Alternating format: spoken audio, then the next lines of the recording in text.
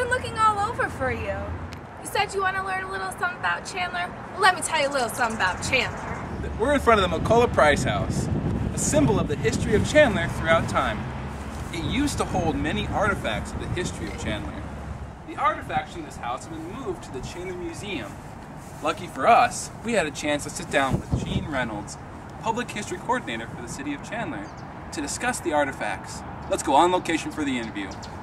Which artifact do you think captures the history of Chandler best and why? Well, the museum has a lot of artifacts, I think, that are important to tell our history, both photographs and oral histories that we have where people have told their stories, and then physical objects as well. This is a piece of the former Goodyear School.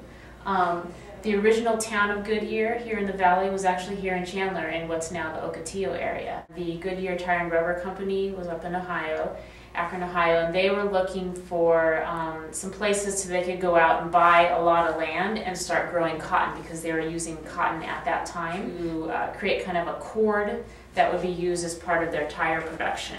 They formed about an 8,000 acre ranch in what is today Ocotillo, and started growing cotton, and they created a little town site. And at that town site they had lots of worker housing. They had camps that were in different places where workers would live because they had to cultivate the cotton as well as harvest the cotton by hand at that time. They didn't have the machinery that we have now in terms of technology for farming. And so this schoolhouse was built. There are actually 4 separate buildings.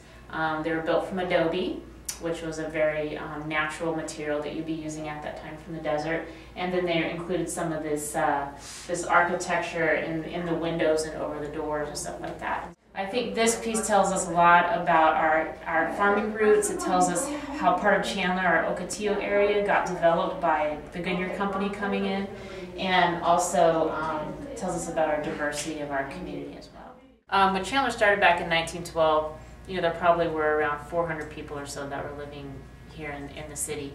And, it continued to grow, but grow very slowly. It was just really one of those small farm towns that was out beyond Phoenix, that kind of thing. And really in the 70s and 80s is when it started to experience more growth. And 1980, the population was about 30,000. And then it tripled by 1990 to 90,000 people. And then we have over 250,000 that are people that are living here in Chandler. Whoa, Gene! Thanks for all the interesting facts. I had no idea Chandler grew so quickly. Someone who witnessed firsthand the growth of this great city is Chandler native Kim Stahl. Let's go! All right, Kim, how long have you lived in Chandler? Lived here since 1966, which would be about 43 years. How have you seen Chandler change? Seen it change from about 10,000 people when I first moved here. And there are about 4 elementary schools, 1 high school, 1 junior high, to where we have 4 high schools now. It's just grown tremendously. Why did you decide to stay in Chandler to raise your family? I love Chandler. Chandler still, I always think of it as the small town that I grew up in. And my kids have basically grown up in the same house like I did, and they know all their neighbors, and we're like our own little community here also, where everyone is family. And I had that atmosphere where I grew up, and luckily in the community that we bought in the subdivision, we have that same atmosphere here, and that's why I moved back here, and we're lucky to find the subdivision we did, and the people stayed.